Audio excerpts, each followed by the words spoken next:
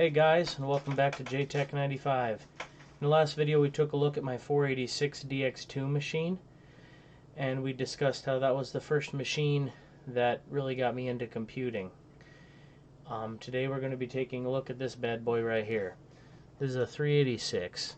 We'll talk more about what the innards are of the machine and what she's capable of, this time on JTech95.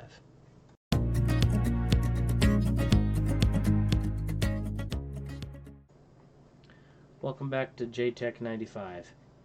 The machine you're looking at right here is a custom build, so to speak. This machine belonged to my dad. It was his office computer when I was little. The case originally had a 286 motherboard in it. What kind it was, I couldn't even tell you. It was so long ago. But he wanted something with a little bit more power.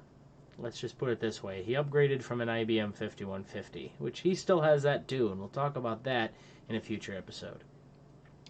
But he removed the 286 motherboard, got this 386 board from my cousin, and turned it into a 386. So let's take a look inside and see what kind of goodies we got inside. So taking a look inside of this machine, we got a couple things here. 2 floppy drives, no CD-ROM because didn't really need it in this one. 5 1/4, 1.2 meg, and a 1.44 meg 3.5. Seagate 125 meg hard drive. Sound card is a Sound Blaster 16 CT2980. Video card is a Trident 8900D with 1 mega RAM. Controller card in here is just a pretty basic one. It's a StarTech Semiconductor Incorporated with a Bokeh chipset. 8 megabytes of 60 nanosecond RAM and 256K of level 2 cache. Processor inside is an AMD Am386DX/DXL40. This was the fastest production 386 microprocessor on the market at the time. Along with this, I've got a ULSI 387 math coprocessor. Another interesting thing about this board, it originally had AMD BIOS, which is American Magitronics Incorporated. I upgraded it to Mr. BIOS from Microid Research.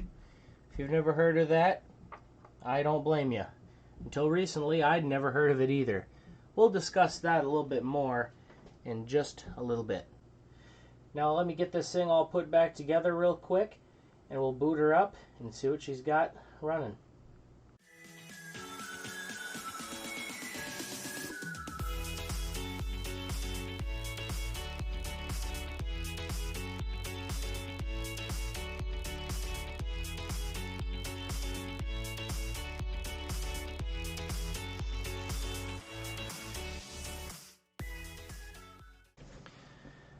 Now that we got the machine all put back together, let's get her turned on and, yeah, run some benchmarks, play a couple games, and yeah, let's get started. So let's get this thing booted up here. Igor, throw the switch. Yes, master.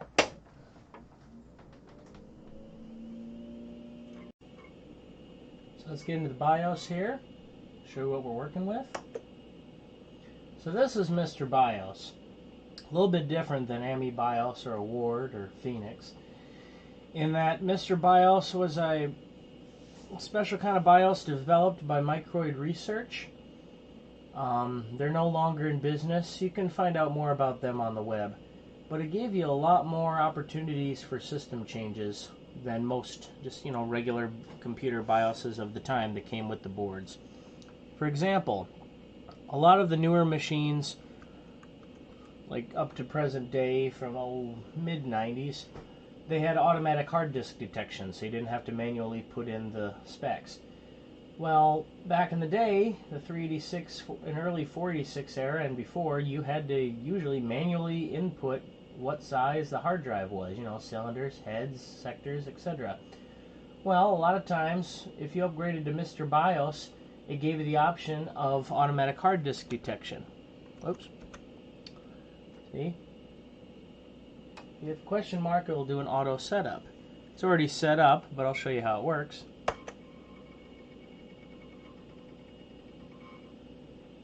Completed. Press any key to continue. And it automatically sets up the hard drive for you.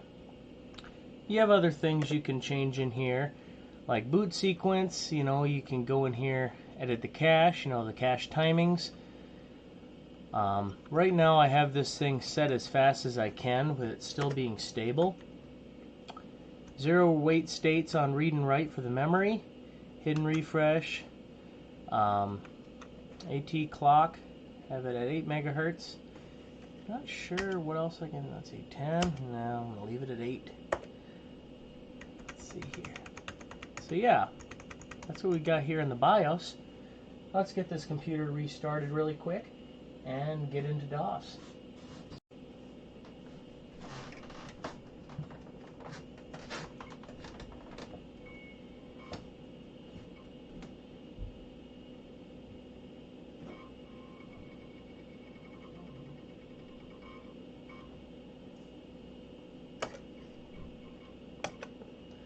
I'm going to skip past the config sys and autoexec bat files so we can run some benchmarks. Let's see here. We'll start with landmark 60.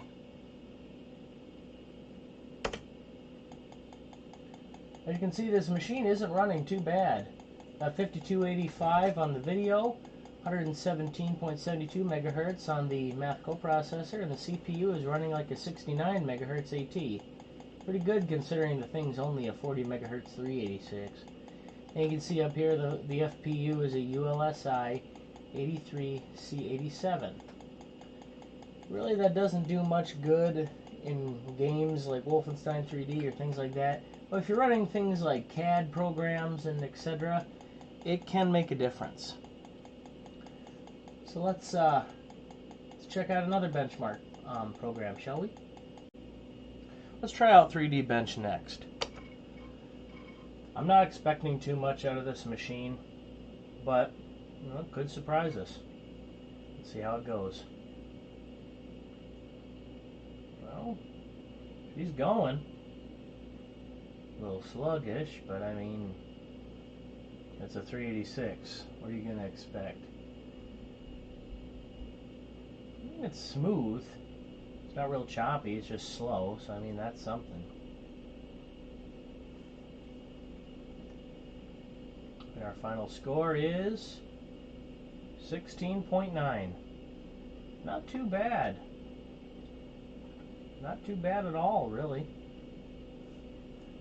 Alright, moving right along. Start out, let's try out Wolfenstein 3D.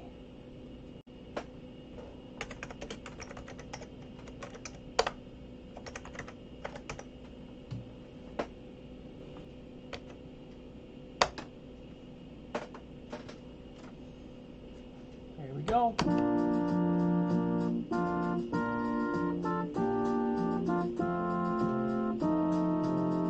Rated PC-13 for profound carnage. Good to know.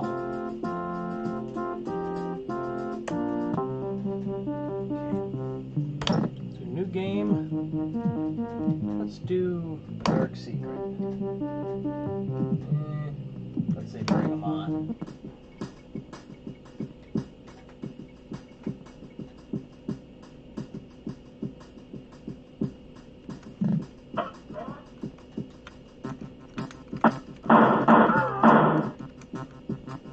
There we go. Hope I don't get flagged for that one.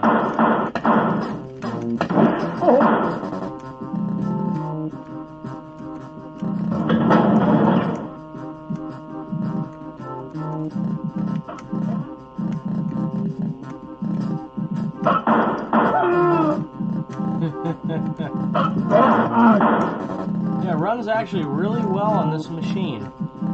Considering it's a game that could potentially run on a 286, it's not very surprising that it'll run on a 386. But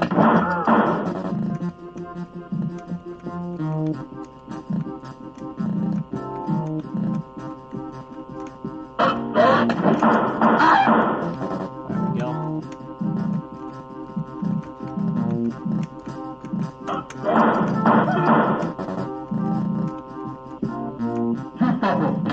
Whoa! Wasn't expecting him out of the corner. On that note, let's try out Doom.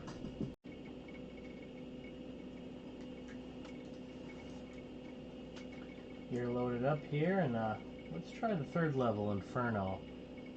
Let's see how fast this game can be on a 386. We can go in here with an open mind and hope for the best.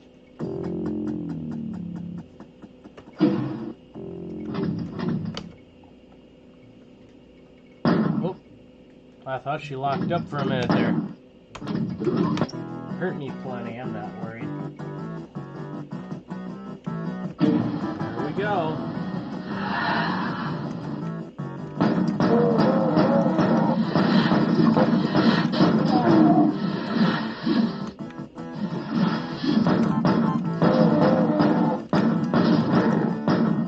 There we go.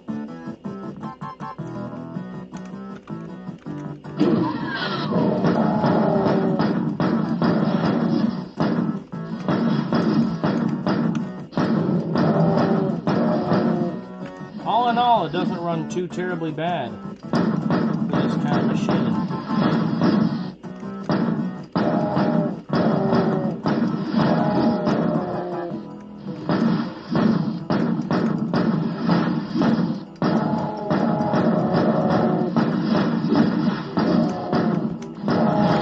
Whoa!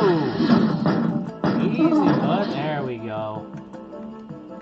All gone. Let's go in here. There's a shotgun. And boom! Let's see if we can finish this level without it lagging out on me.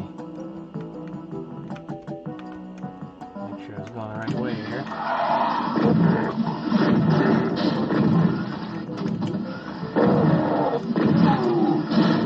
Whoa! There we go. Oh, medkit. Definitely gonna be needing that here.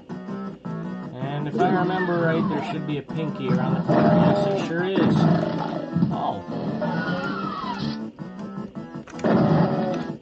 Hey, don't run away from me, bud. You got a piper to pay. There we go. Oh, there's 3 of them. Jeez. Alrighty. Let's see if there's a 4th. Oh, no. There's a lady on the door. Let's see. There's some of these here. Now, I think there's a whole bunch of imps in here. Yep, sure is.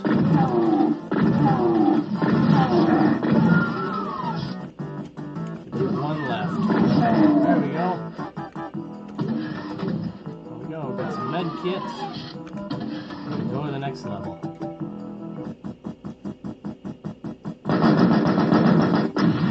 Not bad for a 386. I'm actually quite impressed here. Whoops.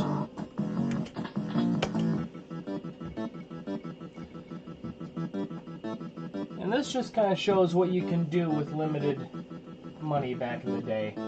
Yes, 486s were tops for running things like Doom, but a decently equipped 386 could do the job just about as well.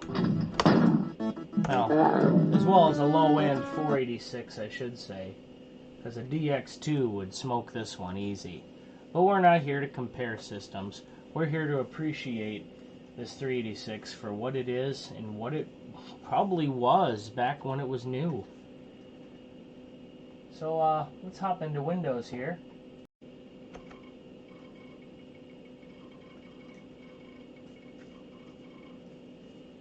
Windows 3.1. There we go. Let's see what little goodies we got on here. Ta-da! Yeah, got a couple neat little games in here. We got Chomp, Mrs. Chomp, Polly Python, The Adventures of Microman.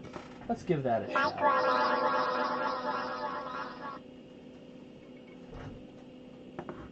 Okay, don't care about all that. Go!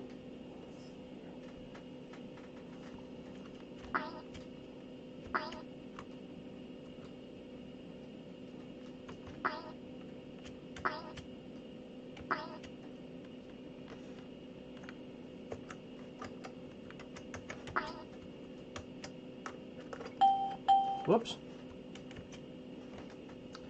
Bumped something there.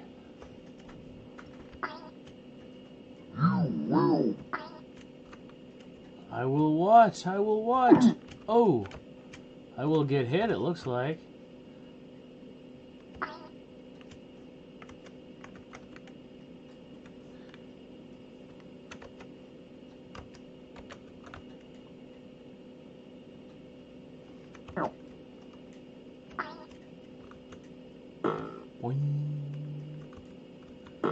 Oops. There we go.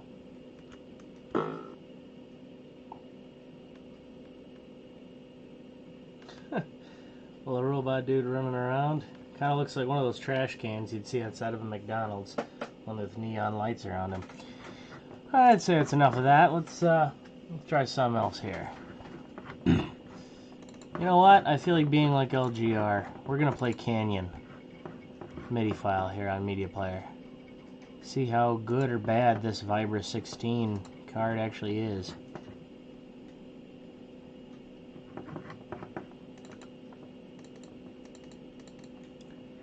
Let's see here.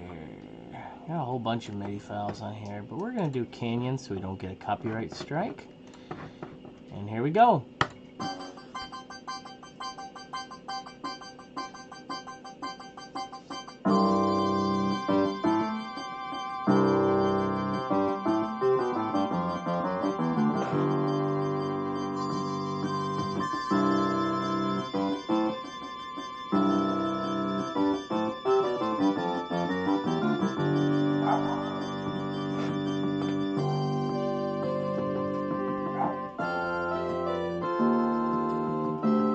Sounds actually pretty good on this, considering it doesn't have a real Yamaha OPL chip. So let's hop out of Windows here really quick.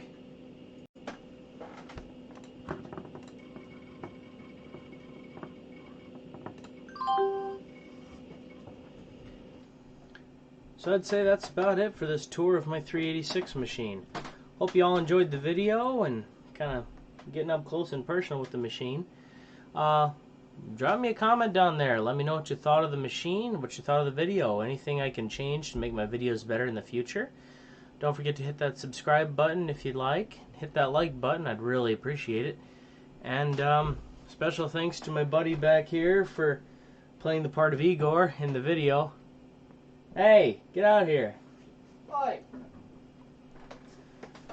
So this is my buddy Travis. You may remember him from an old podcast we did several years ago called Tech 95. Many years ago. Long time ago. This was, what, 8-9 years ago now, wasn't it? Has to be. Yeah. But anyway, special thanks to him. And special thanks to my buddy Mike over at Calculate Tech for helping me get this machine running too. Trust me, this guy knows a lot more about vintage machines than I do. He's my go-to guy. Check out his channel. I'll put a link in the description below. Anyway, guys, thank you so much for watching, and I hope to see you in the next video. Catch y'all later.